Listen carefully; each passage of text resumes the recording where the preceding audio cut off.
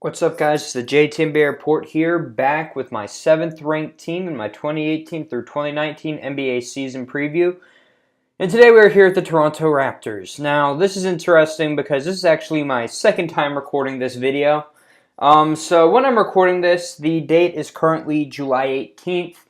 You guys probably won't see this until September. I don't know when the exact date of this is. It depends on when all my other uploads go through. By the time you're watching this, I'm currently finishing editing my Indiana Pacers 1, and then I'll be working on the Utah Jazz, which of course, you guys already know that they are my 8th ranked team. But, so I recorded this all yesterday, and then something funny happened. I wake up this morning, I look at my phone, and reports say Kawhi Leonard has been traded to the Toronto Raptors, along with Danny Green, for DeMar DeRozan and Jakob Poeltl. Excuse me. So, since I hadn't uploaded this video yet, unlike a lot of my other previous ones, I said, let's redo it and let me give my analysis on the trade. So, we are going to do that by getting into what the Raptors did in the offseason. So, before we get into their big move, their only other move was re-signing Fred VanVleet, which was a good move because he has been their backup point guard, their sixth man, and he's a very good offensively minded guard. So, at the end of the day, again, a very good move for them. I think that there are rumors that the Suns are going to offer him something, but, this offseason was really bad for restricted free agents, so I don't know if that's true or not, but, again, they needed to keep him, and they did the right thing. Now, the trade. I was shocked. I really was. DeMar DeRozan has been a staple for the Toronto Raptors.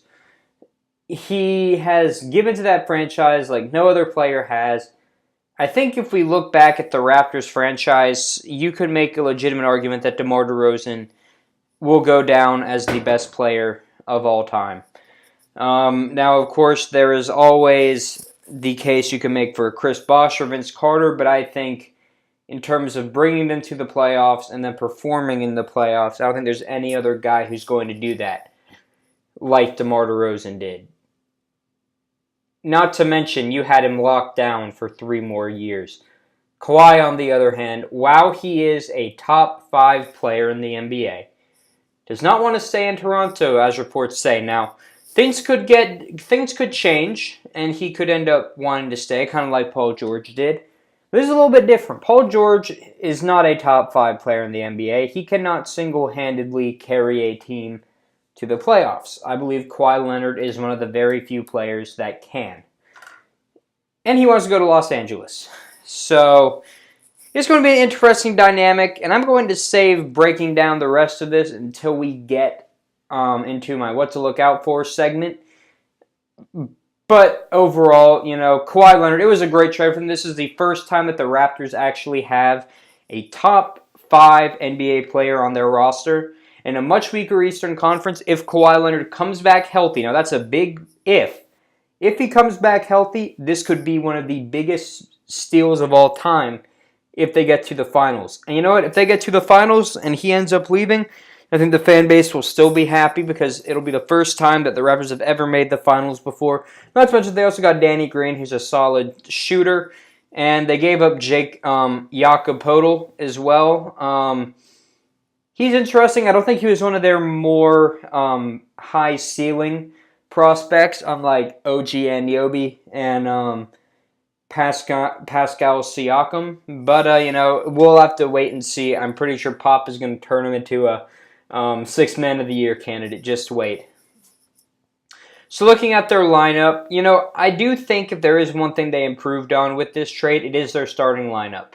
Kyle Lowry at the point guard, Danny Green at the shooting guard, Kawhi Leonard at the small forward, Serge Ibaka at the power forward, and Jonas Valanciunas at center.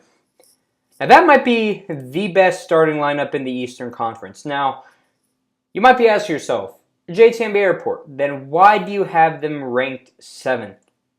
And the big question is, again, is Kawhi healthy and will Kawhi come back at full strength? If he does, I'm going to eat this ranking. If he doesn't, then I still think they'll finish in the top 3 of the East.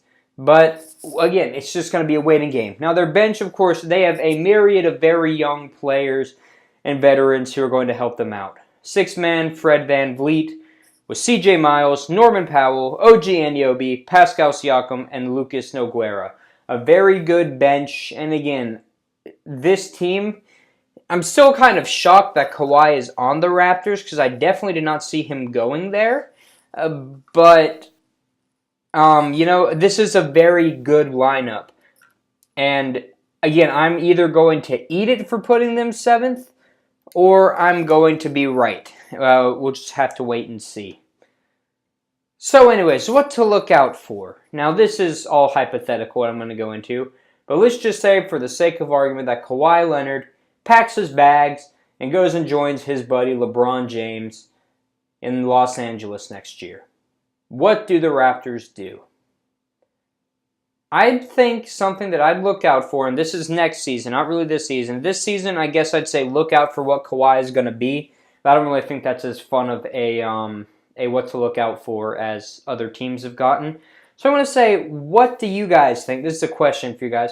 What do you think the Raptors should do in the event that Kawhi Leonard departs them next year? In my opinion, I'd trade Kyle Lowry. And here's a team I think that would love to get Kyle Lowry.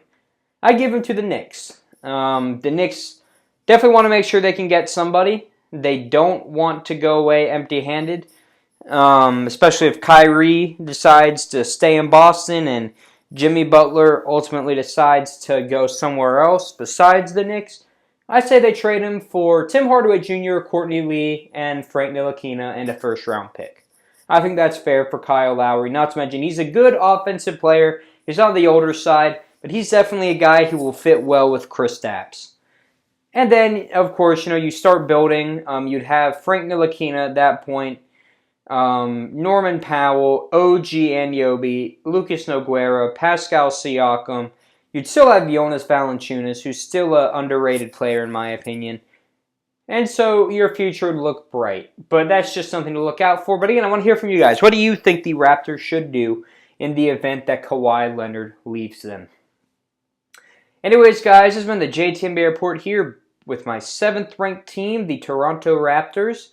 And next time we're going on to my 6th ranked team. I'll see you guys then.